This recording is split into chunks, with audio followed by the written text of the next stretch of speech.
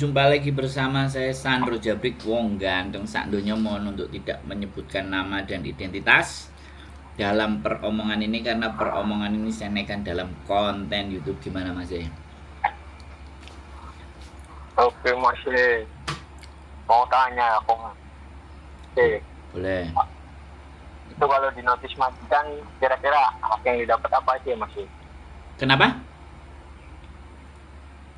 Kalau aku di notis majikan hak yang didapat itu apa aja masih? Aku di sini jalan 6 bulan nih. 6 bulan Mm-mm. di interminate. Di Disuruh notis bulan majikan, depan keluar gitu masih. ya. Ya aku tanggal 23 saiki aku buat. Iya, sampean itu disuruh keluar sama majikan. Yo, Bukan sampean yang di keluar. notisnya sih bulan kemarin. Bukan masih. Kenapa? Di notis majikan bulan kemarin. Tanggal 23 aku. Kalau dari majikan bukan di notis, di interminate Mas. Kalau notis itu sampean yang mengajukan. Ngebreak. Tapi agent bilangnya majikan sing notis aku masih. Kenapa? Agensi bilangnya majikan yang notis, bukannya aku loh yang minta keluar. Oke. Surat notisnya sudah sampean baca belum? Aku baca masih. Sudah sampean baca, sudah sampean tanda tangani. Sudah. Reasonnya apa? Alasannya Jadi apa? itu keterangannya, alasannya ada menurut agensi bahasa masih kendalanya. Bukan menurut agensi yang sampean baca di tulisan itu loh Mas. Tahu nggak sampean? Bahasa. Gak bisa bahasa. Yo, Bahasanya susah gitu ya. Jadi ngomongnya nggak nyambung. yo. Oke. Cuma aku selama gaji ini ngerasanya aku kerjanya sesuai yang diminta majikan ngono loh. Kemudian di sini dua kepala masih, jadi ya begitulah, ada persinggungan. Ya apapun ceritanya dia sudah ngabarin sampean dari bulan kemarin kan bahwa bulan ini sampean keluar kan gitu tuh. Yo, Jadi kalau HE sampean 6 bulan ya kan sampean gajian sudah. Setelah gajian ya wis kan pas. Lah saiki nggak tahu tanggal gajiannya sampean dari pas keluar itu bareng apa enggak, sama apa enggak gitu. itu masih. Nah, berarti ada dihitung sisa hari. Jadi misalnya sampean biasanya gajian tanggal 5, kemudian sampean digaji tanggal 10. Disuruh keluar tanggal 10, berarti kan ada sisa 5 hari tuh. Nah, itu jatahnya sampean tinggal berapa? Gajinya dibagi 30 terus dikali 5 hari itu. Terus tiket pulang Indonesia. Kemudian uang 100. Kayak gitu, terus sama cuti 6 bulan ini berapa cutinya Bu yang dapat? 14 bagi 4 ya. 2,5 hari. Ya taruhlah 3 hari lah. Jadi harinya sisa sampean dari tanggal gajian ditambah 3 hari. Nah, itu duit yang sampean terima. Gitu. Wes, apalagi yang mau ditanya? Itu kalau di notis kayak gitu, kira-kira bisa nggak masih, misalkan aku cari majikan lagi atau gimana? Soalnya aku dapat kabar dari temen kan ya ada job dengar-dengar, cuma kan masih belum jelas lagi masih. Oke. Soalnya aku dengar dari temanku juga katanya nggak bisa pindah PT nanti, nggak bisa pindah agensi. Potongan sampean udah selesai apa belum? Kemungkinan aku kelar masih. Kenapa? Pas aku keluar itu udah kelar. Nah, sampean telepon ke PT. Kalau sampean tanya bisa pindah apa enggak, sampean telepon ke PT. ID-ku kamu kunci enggak, kan kayak gitu. Oh, Kalau ID-nya tetap dikunci ya sampean harus dengan PT itu balik. Nanti kalau dengan PT itu majikannya kerjasamanya PT sama agent apa, sampean tinggal masuk agentnya. Sampean tanya ke PT itu, karena sampean belum 1 tahun. iya sih benar Mas. Ya, sampean tanya sama PT kan, sampean udah selesai potongan. Woi PT, aku di interminate, ya kan? Aku mau ganti, aku ada majikan. Nah, aku mbok kunci apa enggak? Kalau kamu kunci, aku pakai awakmu. Tapi tanyakan juga kena potongan enggak gitu loh. Takutnya nanti kan dipotong lagi. Iya, iya, Ya kan itu repotnya. iya, Ke benar. PT. PT itu agak sedikit punya Ya, pernah gitu aja. Nah, pernah agentnya 2 kali potong Mas Yo. kenapa? Ya kalau itu kena potongan lagi kena 2 kali potong. Jadi nggak misalkan kita dipotong 6 bulan lagi atau gimana gitu. Misalkan proses awal lagi di PT-nya. Ya saya nggak tahu masih. Karena kebijakan setiap PT itu Oh, beda-beda. Makanya kenapa saya sampai tak suruh nanya.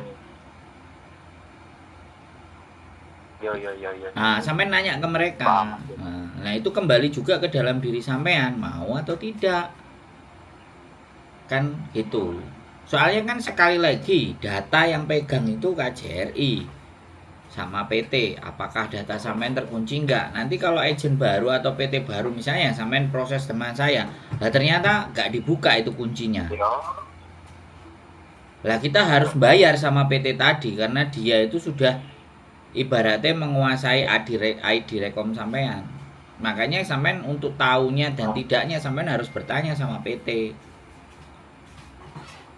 Makanya kadang-kadang anak-anak itu kalau break atau interminate atau putus kontrak di bawah 1 tahun, dia nunggu sampai lebih dari 1 tahun baru proses lagi itu kebuka otomatis. Tapi biasanya ada PT yang potongannya udah kelar, maka dia dibebaskan. Ada yang begitu. oh, ya Jadi aku sendiri kan ceritanya aku nih sebenarnya nang kene Mas. Maaf aku potong Mas ya.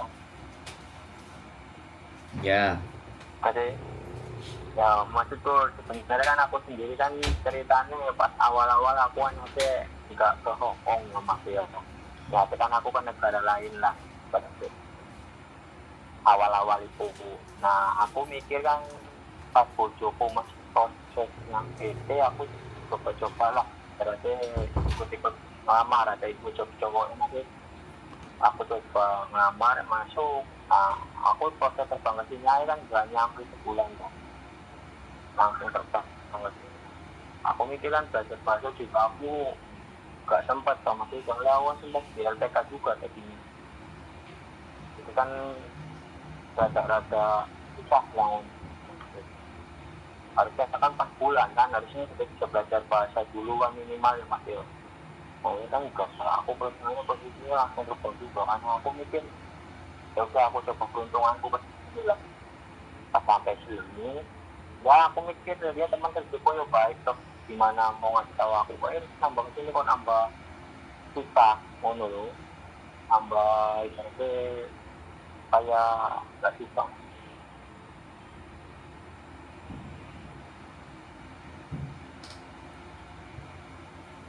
oke. Yo oke cukup masih yo ngono cerita masih. Jadi gini ya Mas.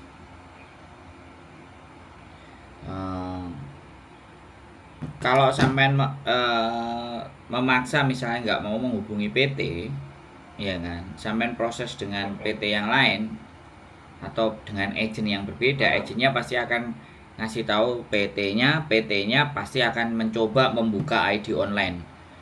Nah, ketika ID online itu sudah terkunci, ya, misalnya nih pakai PT saya, ID online itu terkunci, PT saya akan nelpon ke PT sampean. Tapi PT sampean pasti minta duit. Nah, permintaan duit itu akhirnya kita cas ke sampean.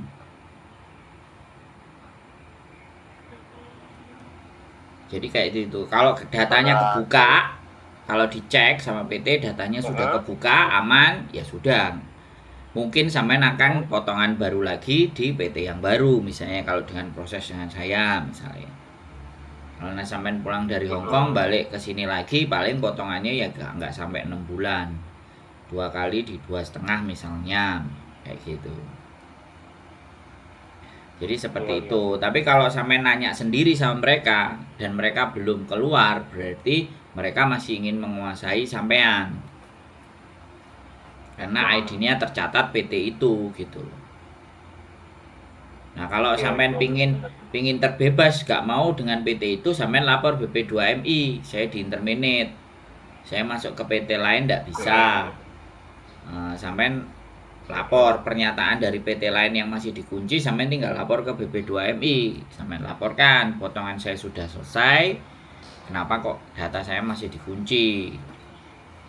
Ya lapor BP2MI, nanti melakukan tindakan bagaimana, seperti apa, dia ingin proses lagi tidak di PT-mu karena udah selesai tanggung jawabnya. Jadi Indonesia itu begitu, Mas. Jadi online data kunci-kuncian ini sebenarnya saya nggak ngerti nama ilmiahnya, nama apa resminya, tapi intinya pada fakta dan kenyataan kayak gitu. Anak-anak yang break atau intermediate belum 1 tahun, ya kan, itu pasti PT-nya akan berusaha bagaimana dan seperti apa.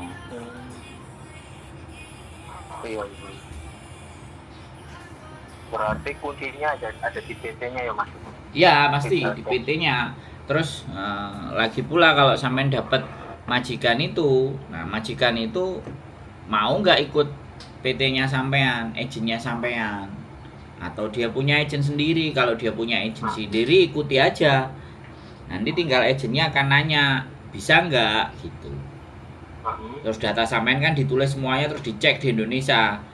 Ternyata agennya sampean itu punya PT di Indonesia dan ngecek ID online-nya ternyata kebuka, ya sudah jalan. Wes tinggal PT-nya nanti PT yang di agent itu mau minta berapa sama sampean. Makanya kalau putus kontrak itu kayak gitu. Kalau putus kontrak itu, jadi terugikan pihak-pihak itu, pihak teman-teman itu terugikan sebenarnya. Iya benar, Mas. Nah tapi itu sistem lah dia katanya ngerubah bagaimana, demo ke KJRI, demo ke Menaker. Nah kalau toh pun kita bisanya demo kemudian tidak kunci-kunci, pemerintah Hongkong yang menganggap job hopping, belum 1 tahun harus lompat-lompat majikan. Nah kan serba salah juga.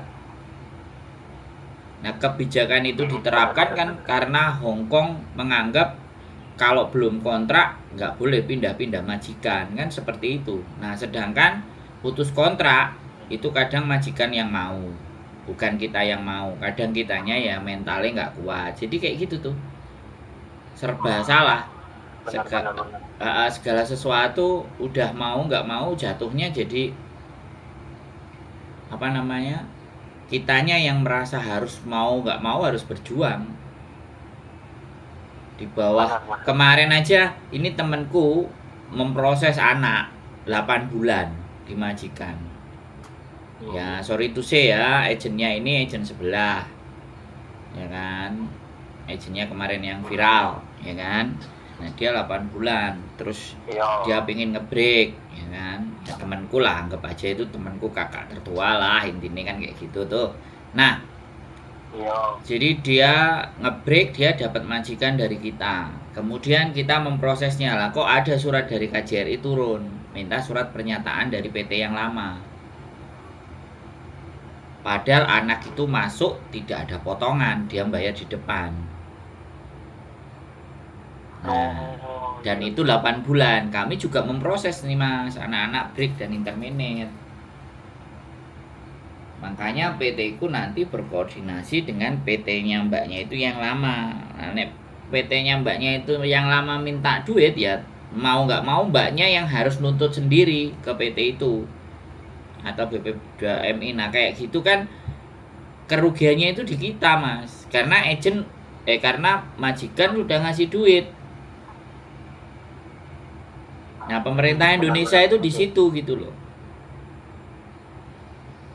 Tidak membuat tidak membuat warganya itu bisa lebih gampang dan lebih mudah. Aku nggak ngerti.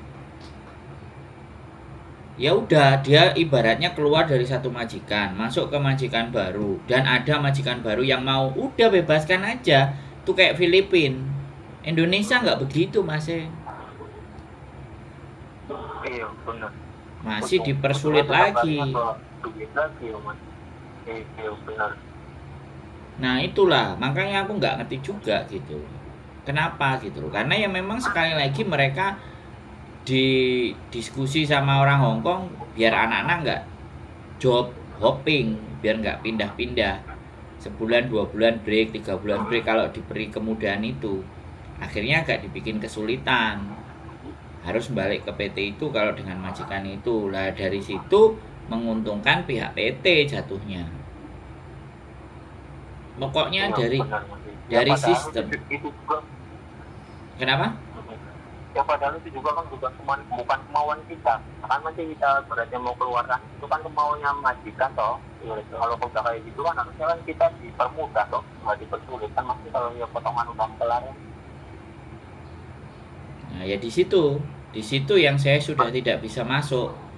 Ranah kebijakan itu YouTuber enggak, kecuali ya kita bisa sekali lagi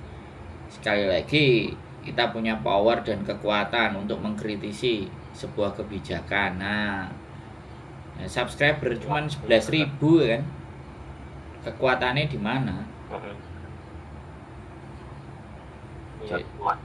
Jadi seperti itu Mas. Jadi sekali lagi biar Samen juga memahami bahwa peraturan itu seperti itu sehingga masa depannya. Tapi bagi saya, ketika ada majikan udah digas saja.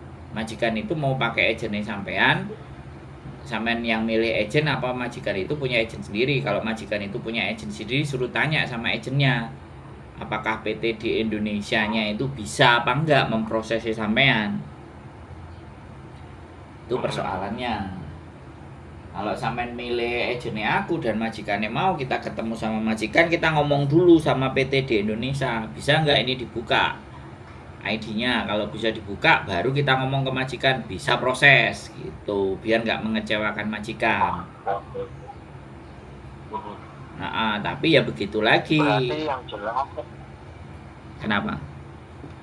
Berarti intinya kalau aku di sini udah ada majikan lagi, berarti masih mendingan aku kasih aja ya. Aku berarti tinggal ngomong aja ke majikan ya. Mau dari agensi majikan atau aku yang milih.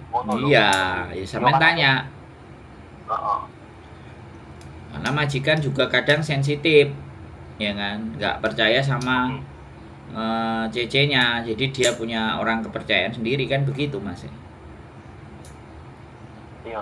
Nah, saya nggak bisa mengintervensi karena itu majikan. Nah, tapi kalau majikannya bisa by design sampean, ini aku punya agent, kamu boleh telepon ke agentku. Karena kan setiap agent itu punya biaya yang nggak sama. Karena tidak ada dalam peraturan Hong Kong biaya ada standar tidak boleh melebihi angka sekian, itu tidak ada. Nah, itu hebatnya Hong Kong. Jadi agent menentukan tarifnya itu bebas. Yang penting majikan pada mau. Satu lagi mau aku tanyain Mas. Apalagi? Itu kalau proses ke Makau sekarang bisa apa enggak Mas? Kalau sampean mau proses ke Makau, kan saya sudah bilang ada Facebook fanpage, ya kan, cari job di Makau. Nah, itu sampean tinggal bukain. Dengerin saya ngomong dulu Mas, kita ngomongnya gantian gitu loh, biar enak gitu kan. Nah, kan sampean nanya nih kan. Jadi sampean cari di situ job yang cocok sama sampean. Kalau sudah cocok, inbox kasih nomor WA. Begitu WA dia cocok, sampean udah keluar dari majikan, janjian. Nah, sudah janjian ya diurus sama dia, bisa sampean kerja. dan itu tidak melewati calo, langsung ke majikan. Yang penting sampean bener-bener WA dan dia majikannya sendiri dan dia yang butuh pekerjaan sendiri dan mau sama sampean. Nah itu. Nah persoalannya sampean WA sama dia bahasanya pakai apa? Dia nelpon sampean, dia sampean bisa ngomong enggak? Kalau semuanya misalnya bisa dan dia sepakat setuju, udah tinggal ketemuan aja di Makau. Setelah ketemuan di Makau, cocok, tanda tangan, dia urus visanya sampean, enak. Blue cardnya keluar 1 bulan atau 3 bulan, udah sampean bisa kerja di Makau. Sesederhana itu Mas, karena Makau itu tidak ada kerjasama dari Hong Kong. Tak pikir sampean itu sudah nontonin kontenku yang tentang Makau. Sudah Mas. Ya kalau sudah kan tinggal action aja sih. Aku nonton sudah lama tuh, makanya aku mau tanya lagi menurut maksudnya di konten sebelah kan bilangnya katanya susah, makanya aku penasaran. Nah ditanya Mas Ando lagi monolog. Ya kan cara pandang sebelah dan saya kan tidak sama. Kalau mereka bilang susah, itu susah. Kalau di saya ya, kalau susah itu kenapa susahnya? Kalau mudah bagaimana caranya? Kan persoalannya di situ. Hidup kan harus ada solusi. Jangan kita cuman nggak bisa, susah, angel, terus kita cuman percaya doktrinnya, nggak masuk di logika saya Mas. Kalau di logika saya, kalau susah, kalau nggak bisa, itu yang nggak bisa bukan Makaunya, yang nggak bisa itu kitanya, yang nggak pinter. Kalau saya loh ya, menurut saya kerjaan di Makau. Jadi persoalannya di dunia ini bukan masalah susah dan tidak susahnya, tapi kualitas dan kualifikasi kita itu masuk nggak ke standar itu. Bisa dipahami nggak? Hanya orang-orang yang nggak mau menjelaskan, yang hanya bilang susah, udahlah pulang aja. Nah, itu kan orang-orang yang malas memberikan penjelasan. Karena cara berpikirnya pendek dan menganggap sampaiannya nggak bisa dan nggak mampu.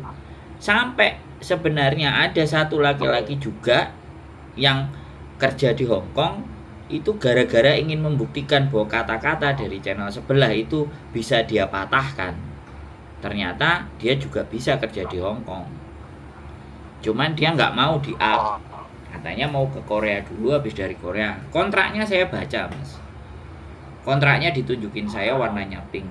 Saya belum bikin konten tentang itu karena aku kalau mau bikin konten terus anaknya masih takut-takut, anaknya masih begini dan begitu, enggak lah. Saya punya punya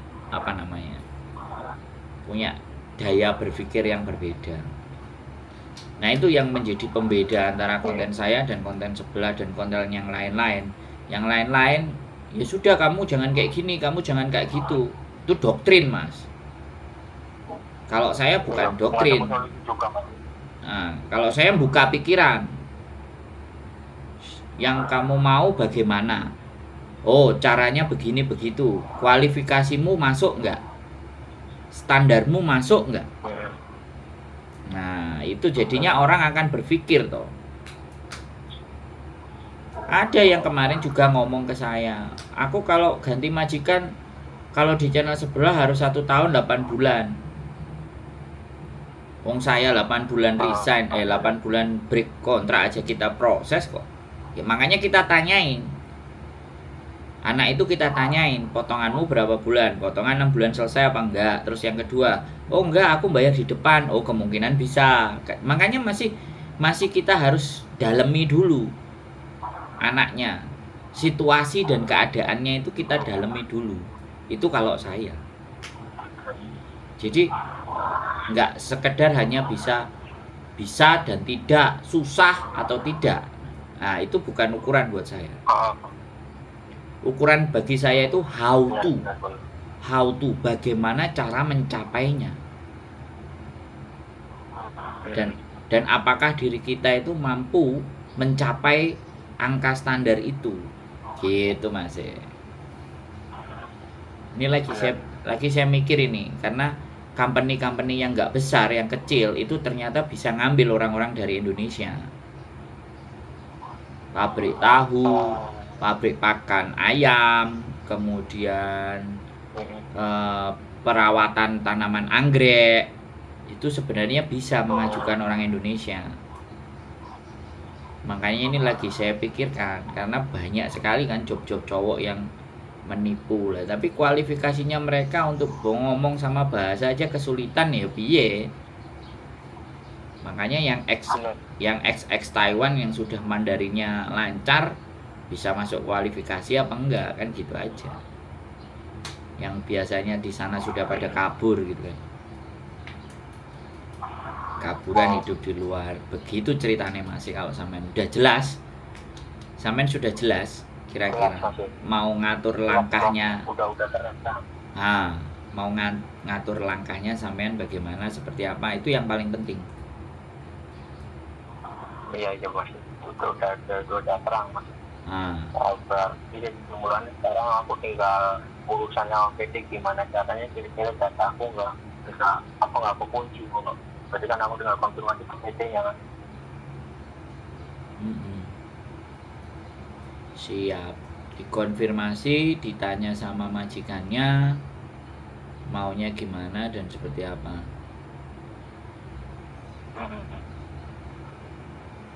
Ya kalau udah jelas koyong ini kan berarti aku juga nggak bingung lagi kalau Mas.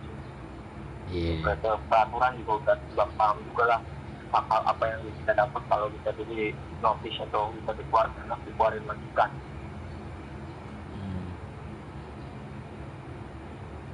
Siap, ya begitu ya. Oke lah Mas, makasih buat saran sama masukannya Mas. Sekarang aku bukan terang gitu. Siap, mantap kan. Ya, syukur-syukur aku bisa balik ke sini lagi, aku main di tempatnya Mas nanti ya. Bisa, monggo. Libur main. Joko masih ada di sini Baro. Siap, laksanakan Mas. J. Oke lah, ngono ae Mas. Makasih. Matur sembah nuwun. Siap. Waalaikumsalam. Ya. Waalaikumsalam warahmatullahi wabarakatuh. Jadi begini Mas, teman-teman semua ya. Di dalam memahami sebuah persoalan dan memahami sebuah masalah itu ada dari cara pandang dan sisi pandang yang berbeda. Bagi orang yang tidak mempunyai cukup pengetahuan, itu so simple aja bicaranya. Angel wis, mulya ae. Tapi saya nggak pernah mencoba mengatakan itu, tapi saya telusuri. Saya akan membongkar dulu cara berpikirnya, kira-kira bagaimana. Karena pekerjaan di luar negeri, pekerjaan apapun ya, di luar negeri, dalam negeri, apapun semuanya, itu kan kuncinya adalah apakah kualifikasi diri kita itu bisa diterima dengan para pemberi kerja. Kuncinya pekerjaan itu hanya itu, Mas. Teman-teman semuanya. Jadi kalau kalian itu sudah tidak percaya diri, kalian itu sudah rendah diri, bukan rendah hati ya, rendah diri, terus self esteem, kepercayaan diri maksudnya, self esteemnya kalian itu sudah nggak yakin, maka jangan berharap pekerjaan itu akan berpihak ke kalian. Makanya disitulah butuhnya kita untuk mengupgrade kemampuan, ya kan. Jadi break, intermediate itu sebuah proses, ya kan. Ada sesuatu yang tidak sesuai antara pemberi kerja dan pekerja, dan itulah yang kadang-kadang kita itu egois bahwa aku lo sudah melakukan segalanya, bla bla bla bla bla bla bla bla. Kantor memecat seseorang, kantor memberhentikan seseorang, sebuah company, perusahaan membuat orang itu untuk tidak bekerja, itu pasti punya alasan. Bahkan saya sendiri nanti akan bercerita kenapa saya dikeluarkan. Karena ngakalin sistem. Oke, itu aja. Dari saya, keep stay tune my YouTube channel and see you next video. Bye bye.